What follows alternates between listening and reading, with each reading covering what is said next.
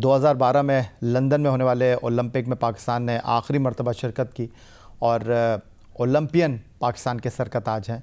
Olympian बनना hockey के खेल में फ़ख्र की अलामत हुआ करती है, लेकिन 12 साल हो गए पाकिस्तान हॉकी को ओलंपियन नहीं मिल रहा। बिल्कुल सही फरमाया या आपने। मैं समझता हूँ कि इस वक्त अगर ओवरऑल देखा जाए सिनेरियो तो 3 बीड़ियाँ जो हैं पाकिस्तान हॉकी की वो ओलंपियन नहीं हो पाई हैं। अनफॉर्चुनेटली मैं समझता हूँ कि ये एक बहुत बड़ा डिज़ास्टर है कि पाकिस्तान किसी भी बड़े इवेंट से मुस्तकिल बाहर हो जा रहा है। और इस पे मैं समझता हूँ जो पूरा जिस तरीके से आपने पूरा एक बताया है कि इसमें गवर्नमेंट ऑफ पाकिस्तान का बड़ा अहम किरदार है, इसके साथ पाकिस्तान स्पोर्ट्स बोर्ड है, पाकिस्तान ओलंपिक है, एसोसिएशन है। तो मैं समझता हूँ कि कोई भी टीम 18 दिन की या 20 दिन के कैंप से नहीं बन सकती। उसके पीछे एक पूरा आपका प्रोसेस होता है कि 2 महीने 3 महीने की कंटिन्यूटी हो। उसके बाद फिर ऑल ऑफ सडन मैनेजमेंट के जो चेहरे मुस्तकिल बदल रहे होते हैं। इसी तरीके से सीनियर प्लेयर्स बाहर लीग खेल रहे थे, उनको बुलाया गया तो एक दिन टीम जेल नहीं होती हैं। और उसका ही आप देखें कि उसी के ये रिज़ल्ट्स आपके प्रोड्यूस हुए हैं कि आप एक अच्छा टूर्नामेंट जीतते जीतते या क्वालिफाई करते करते ऑल ऑफ सडन आपकी टीम बैठ गई। मुझसे इसी तरीके से पूछा था कि पहले मैच में आपको 6 गोल हुए हैं, तो मैंने कहा ये कोई मेरे लिए सरप्राइज़ नहीं है 6 गोल होना, क्योंकि मैं समझता हूँ कि अभी टीम एक प्रोसेस में है और टीम ऊपर आएगी। और डेफिनेटली अगर आप ओवरऑल इस सिनेरियो देखें कि जो क्वालिफिकेशन जितनी टीमों ने की है उसमें एशियन टीमों है, सिर्फ इंडिया की टीम ने क्वालिफाई किया है। इवन ना जापान है, ना कोरिया है, ना मलेशिया है, ना इवन पाकिस्तान है। तो ये एक बहुत बड़ा वो है, पाकिस्तान बहुत करीब से बाहर हुआ है। और जहाँ तक शनाज भाई ने बोला है कि वहाँ पे कैमरा होना चाहिए था और इस तरीके से, नो डाउट बिल्कुल उनकी बात सही है, क्योंकि एक ओलंपिक क्वालिफिकेशन का बहुत बड़ा है, आपको हर एंगल से कवर करना चाहिए। और अनफॉर्चुनेटली पाकिस्तान बाहर हो गया। लेकिन अगर ओवरऑल परफॉर्मेंस में लड़कों की देखूं तो लड़कों ने बहुत अच्छा खेला है, जितना उनका पोटेंशियल था उससे ज़्यादा खेला है। विदाउट डेली अलाउंस, विदाउट उनको supporting role, Pakistan hockey federation हो चाहे पाकिस्तान गवर्नमेंट हो, इवन हम ये जैसे आपने इमरान भट्ट का बताया, ये भी मेरे साथी हैं, तो हमें भी कॉमनवेल्थ गेम से बहुत सी पेमेंट जो है हमारी कोचिंग के जो दौर की है वो भी अभी तक क्लियर नहीं हुई हुई है। तो किस तरीके से चलेगा? जिन लड़कों का ब्रेड एंड बटर यही है और वो इसी पे पूरा घर चलाने हैं उनको किस तरीके से, तो बाहर लीग खेलने जाएंगे, उनको सपोर्टिंग रोल नहीं मिलेगा। लेकिन heads of all boys, specially Hammad Bird, Abu Bakar जो आए, इन्होंने कम बैक किया और टीम को जिस तरीके से ऊपर लेके गए, इसी तरीके से यंगस्टर्स को साथ लेके गए, तो यही हो सकता था। अनफॉर्चुनेटली पाकिस्तान क्वालिफाई नहीं किया। ये एक ब्लैक डे है हमारे लिहाज से, हॉकी के लिहाज से। इमरान, प्रोग्राम में आपको खुशामदीद कहेंगे। और हालिया अरसे में गुज़िश्ता चंद सालों में पाकिस्तान हॉकी के हवाले से आप जिसने खुलकर गुफ्तगू करते रहे हैं, कुछ लोग आपको पसंद भी नहीं करते, लेकिन वो जो देखता हूँ वो बोलने का आदी हूँ। अगर मैं आपके बारे में कहूँ तो शायद ये कहना गलत नहीं होगा। और हॉकी के मामलात पर आप कई बार हमारे प्रोग्राम में आए हैं, लेकिन अब तो दिल खून के आंसू रो रहा है कि ओलंपिक में गोल्ड मेडल हम 3 मरतबा जीते हैं। अब तो गोल्ड मेडल दूर की बात है, ओलंपिक खेलना भी हमारे लिए ख्वाब बन गया है। देखिए यार भाई, सबसे बड़ी बात ये है कि पाकिस्तान टीम जो क्वालिफाई नहीं करती ओलंपिक्स में, इसमें अगर आप ये देखें कि जिस तरह टोक्यो ओलंपिक से बाहर हुए हम लोग, ठीक है, उसके बाद आप चले जाएं कि हमने क्या तैयारी की, हमने आगे क्या सोचा कि आगे हमारा वर्ल्ड कप आ रहा है, हमारा आगे ओलंपिक्स आ रहा है, हमने क्या करना है।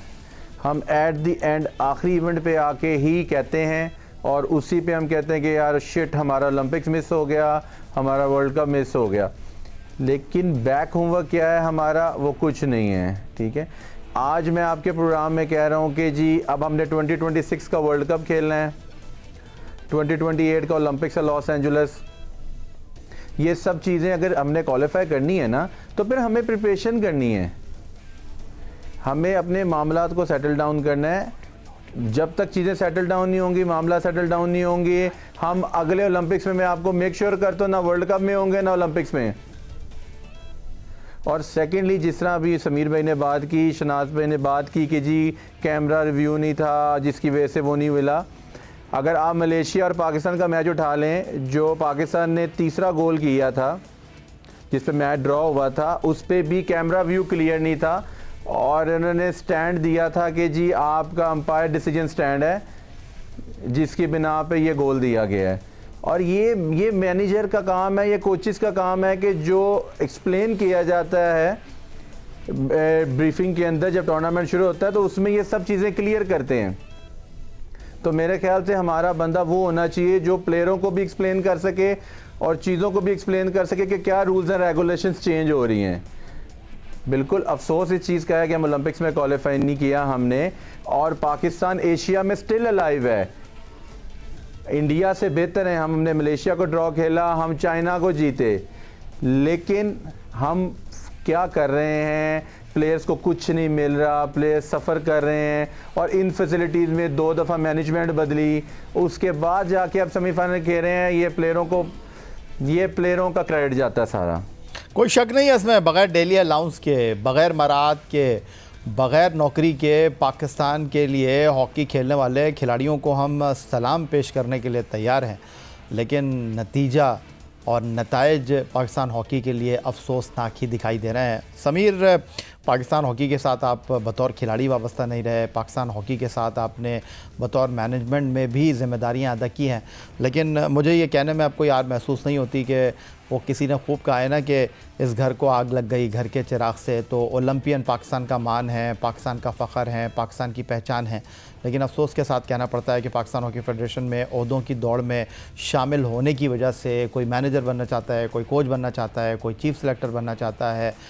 इस मामले ने पाकिस्तान हॉकी को तबाही के दहाने पर खड़ा कर दिया। अगर मैं कहूं तो शायद ये कहना गलत नहीं होगा, क्योंकि हालिया अरसे में अगर हम देखें तो ब्रिगेडियर रिटायर्ड खालिद सज्जाद खोकर पाकिस्तान हॉकी के सदर की हैसियत से हमें दिखाई देते हैं। खालिद महमूद साहब हमें पाकिस्तान हॉकी फेडरेशन में दिखाई देते हैं। Olympian Asif Bajwa, Olympian Shahbaz senior, Olympian Rana Mujahid, एक लंबी फहरिस्त है जो अगर मैं आपके साथ यहाँ डिस्कस करना चाहूँ तो वो बिल्कुल ठीक कहा है कि ओलंपियन ही हॉकी की तबाही के ज़िम्मेदार हैं। आप खुद भी ओलंपियन हैं। जी बिल्कुल, अगर देखा जाए तो ज़िम्मेदारी कबूल करनी चाहिए कि आया पिछले दौर में ये जो सिस्टम है कहाँ से बिगड़ा है। अगर हम देखें तो कि लास्ट ओलंपिक जो था 2000 ओलंपिक्स जिसमें हम पार्टिसिपेट आखिरी हमने उसी में क्वालिफाई किया था सही फाइनल में। तो उसके बाद अगर ओवरऑल आप देखेंगे दूसरे भी ओलंपिक्स में तो आप 6ठी पोजीशन में थे, फिर 8वीं पोजीशन में थे, फिर एक वक्त ऐसे आया है कि आप उसमें क्वालिफाई भी नहीं कर रहे। तो ओवरऑल अगर मैं सिनेरियो को ये देखें तो देखें सबसे बड़ी बात यह है कि right man for right job होना चाहिए।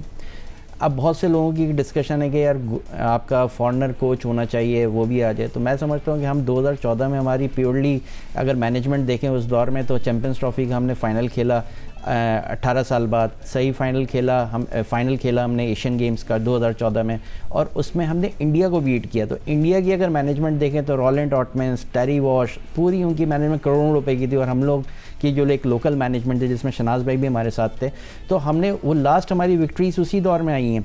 तो मैं समझता हूँ कि देखें अगर आपको भरपूर टाइम मिले मैनेजमेंट को और उसमें लड़कों के साथ आप जेल हो सकें और लड़कों को भी एक फ्री एक्सेस दिया जाए कि सही है आप इंटरनेशनल हॉकी भी खेलेंगे साथ और प्लस आप लीग भी खेलेंगे, तो बेसिकली हमारे पास कोई इस तरह का कोई सिस्टम नहीं है कि